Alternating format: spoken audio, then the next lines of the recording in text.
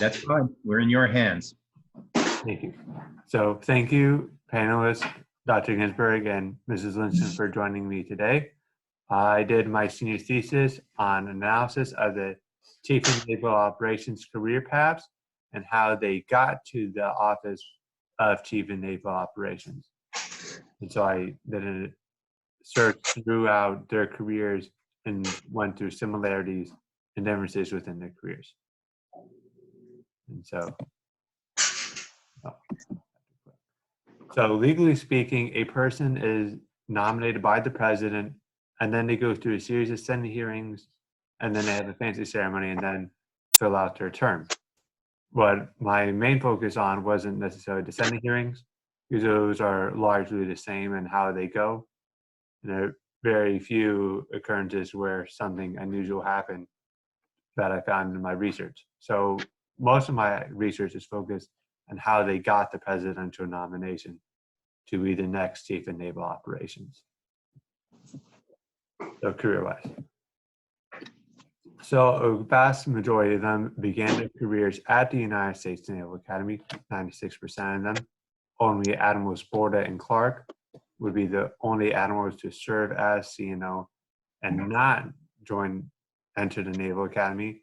Is obviously a very prestigious academy to be from if you're within the Navy, and it also does a great job in instilling within its midshipmen high values of high moral standards, and as well as a good education and naval background for them to use. Also, when some of the earlier Chief of Naval Operations were in, they were required to go through 2 years of sea service before actually graduating from the Naval Academy. So this process allowed them to gain the educational background that they needed, and then also get the seafaring experience that was required for being a good sailor. So also a good portion of them went to the Naval War College. This allowed them to learn more about naval warfare, learn and gain valuable knowledge that would be crucial when they became a high-ranking naval officer. And it also, they would learn lots of lessons and do a lot of war planning with future CNOs and the Chief of Naval Operations at the time, but they were at the Naval War College, would use the resources provided by the Naval War College to help fulfill his duties. And so the Naval War College has helped prepare people to be CNO, and has helped Chief of Naval Operations be Chief of Naval Operations. And so, especially as the world has become more connected throughout the 20th and 21st century, working with our allies and also our enemies is becoming more important, so we can come to understanding and work well together if the need arises for us to enter into a war or other armed conflict. So before World War II, people such as Fleet Admiral King went abroad to work with British admirals to prepare joint war plans against Germany and other common threats. A lot of people who have served during the time of NATO have at some point in time worked in NATO in some capacity by holding one of the various commands within NATO. They've also helped advise the president and other foreign dignitaries on naval matters. They were crucial to the London Naval Treaty, which established a 5-5-3 ratio between the UK, the United States, and Japan at the time. And so a lot of them gained international experience before they became Chief of Naval Operations, where the experience they gained over their careers was put to the test as they worked with our nation's allies in preparing for war and doing other joint measures. So, in order to become Chief of Naval Operations, most of them had at least 30 years of service. You have to at least be an admiral. There was only 3 that were previously fleet admirals. And some of them were only promoted to admiral less than a month before they took the office of Chief of Naval Operations, although some of them had been admiral for quite some time. And so it was very important that you had those 30 years of service. Those 30 years of service and having progressed through the ranks allows you to distinguish yourself from your peers and also learn a lot about the Navy as you go through. And so this helped them to gain acquaintances that would help them become chief of naval operations in the future. So there are three warfare communities: surface, aviation, and submarine. The surface community, a vast majority of them worked in the surface community. That was partially because the submarine and aviation communities didn't exist when the first four were working on becoming CNO and beginning their naval career paths. So that accounts for some of the reason why the vast majority of them had more experience with the surface than any other aviation and than any other warfare community. A third of them were pilots, and a third of them were involved with the submarine communities. And Fleet Admiral King was the only one to serve in the submarine, surface, and aviation communities. And so he had a very well-rounded experience when he became Chief of Naval Operations. The first Chief of Naval Operations is actually one of the ones who helped begin the submarine community and focus on it because he saw what that would be Admiral Benson, and Admiral Benson would see what the Germans did with their submarines, especially the importance of anti-submarine warfare and making sure we had that same capability. And then Admirals Kuntz and Eberle would help drive naval aviation to the point where it is today by establishing it as another area of combat so we could attack people from below, on the surface, and from above. And then we would eventually see the creation of aircraft carriers. So also another important aspect is being a good character. You have to go through currently 100 senators, although at the time for some of them it was only 96 senators. Although the majority of those 96 or 100, depending on when you were being nominated, had to think that you were a good character. Politicians aren't going to approve someone to be a high-ranking official if they know they're a bad character. And so you had to have honor, you had to be courageous, and you had to be committed to the Navy to show the senators and also the Navy as a whole that you were going to be the man for the job. If you don't abide in the Navy's core values, it wouldn't be right for you to be representing the Navy on an international level. And so an example of a person who showed he wasn't necessarily the best of character would be Admiral Bill Morin. He was supposed, if he had not messed up, he had gotten involved with a commander who was working unprofessionally with women in the Pentagon, and the Commander Savella, to be more specific, was really good at his job, even though Admiral Bill Morin had people on his staff that did what Commander Savella was doing for him, except he was unprofessional in the way he acted with people, and so this came to bite him in the butt, and so he lost his nomination for the office of Chief of Naval Operations. And so we ended up with Admiral Michael Gilday, who started August 22nd in 2019. So we have a few standouts. So Benson, he was the first Chief of Naval Operations. He was born in Macon, Georgia, and he served on a lot of battleships.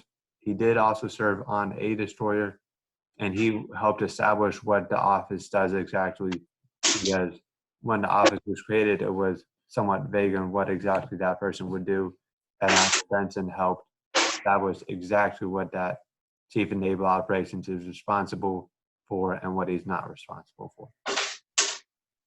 Second standout would be Admiral Pratt. He served an impressive 47 years.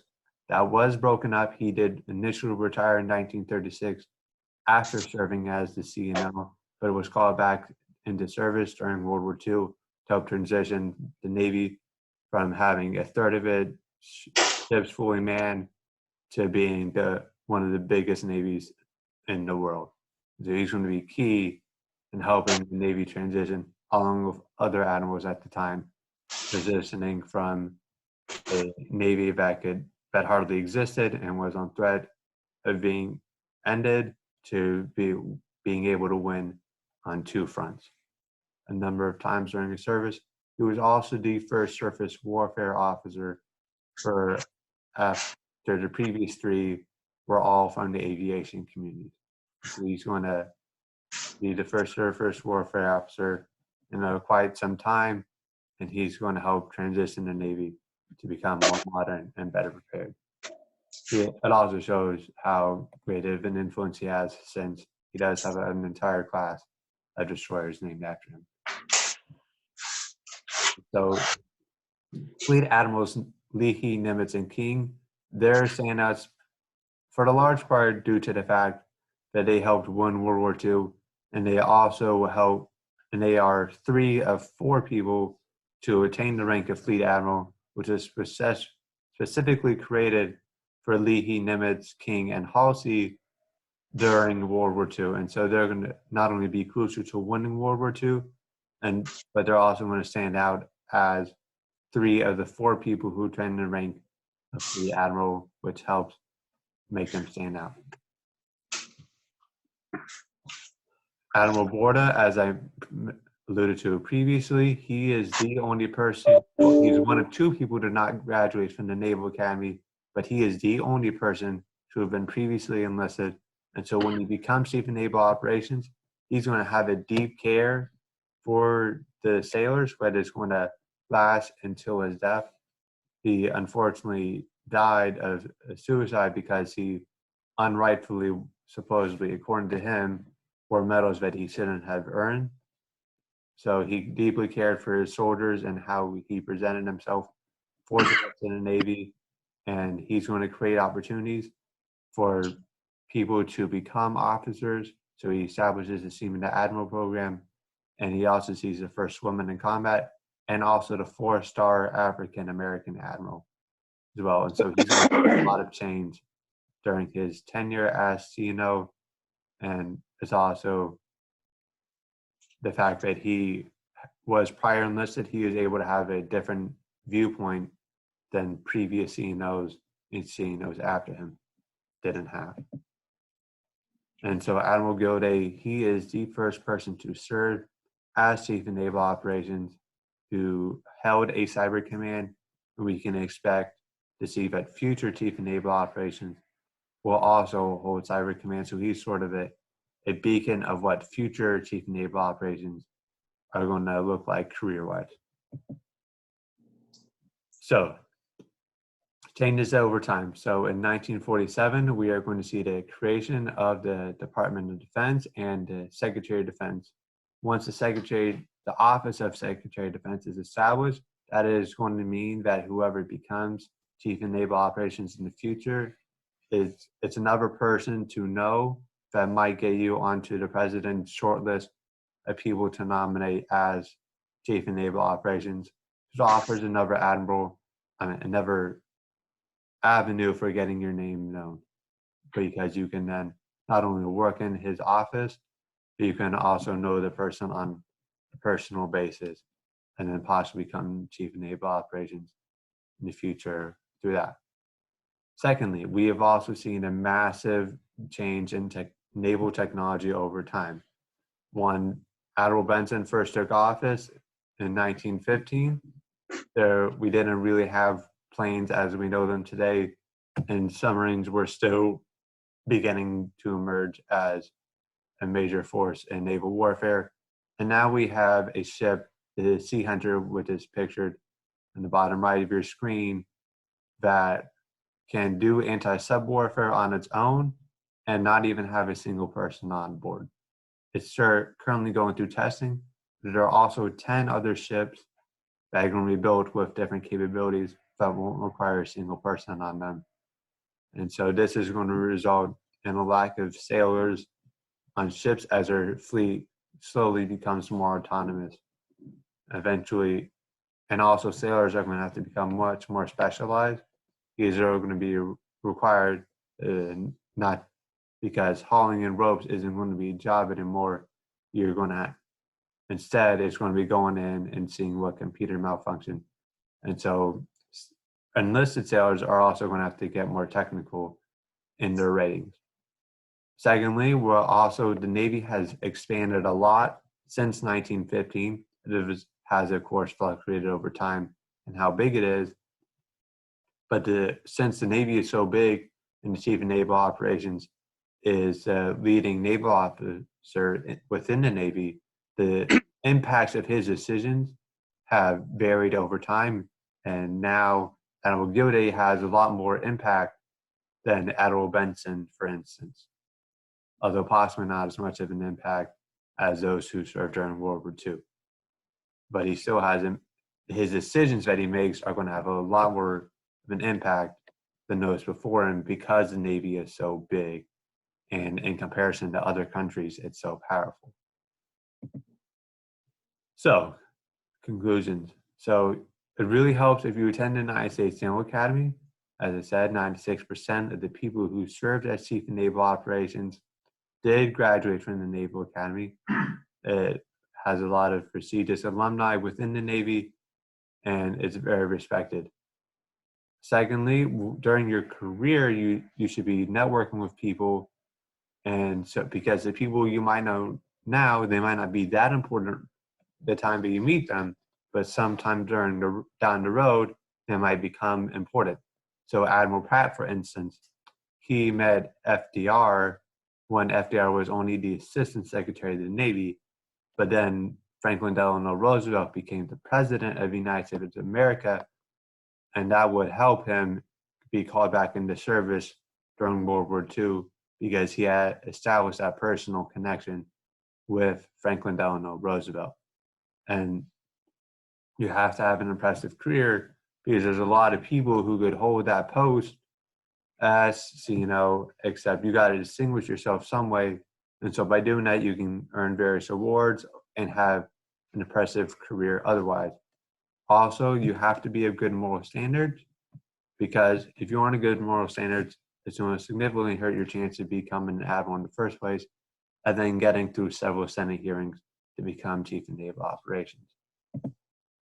So looking forward, we can expect to see fewer pilots. That is because we are slowly transitioning to having an autonomous airplanes. And so if we're having autonomous airplanes, we aren't going to need pilots actually in the airplanes. So instead, we might just see people with a remote control and maybe a few buttons on the side controlling a large portion of our aircraft. And so as there's less seats for pilots, we can expect a lower demand for pilots and consequently fewer pilots. And well, obviously ships are getting more computers within them, but you can also expect to see naval officers holding more cyber commands as that becomes a more important part of naval warfare, defending the ships from not just missiles, but also cyber attacks that are seeking to take control of the ship.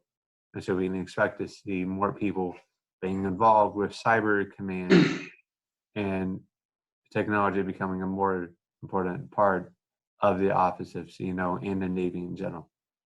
And as of to date, currently only white males have served as the Chief of Naval Operations. It might have been the fact that in 1950, it was largely only white males who were really allowed to advance within the Navy, but as the Navy is becoming more tolerant of other people and where it's diversifying, eventually you can expect to see some people of minorities serving as Chief of Naval Operations. As the Navy becomes more diverse in terms of demographics, we expect that diversity to play out in terms of who is in charge of the Navy and who serves as Chief of Naval Operations. Also, it is also not just a recent thing, but the Navy has been more political than it was under the Obama administration and before then. But since Donald Trump got involved with the Chief Gallagher case, as many of you guys are likely aware, the Navy has been forced to go the kind of publicly fight back against its commander-in-chief, which is making it more political. So before it was political on when we should use it, how much of a budget it should get, and what that budget should be spent on. now it's also getting political in the fact that it's having the commander-in-chief who reasonably should be looking out for the interests of the Navy and what the Navy needs. And the commander-in-chief is currently overstepping his bounds and going too far and micromanaging too far, so that the Navy is having to try and resist President Trump's attacks and within its internal workings, and it's having to become more political as a result. And so here are my sources.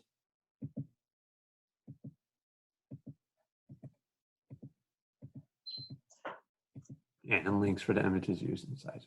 So thank you very much for coming today. Are there any questions? Thank you, Jefferson.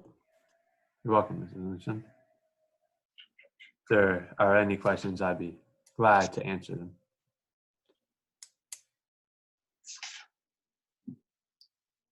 So I have a question for you.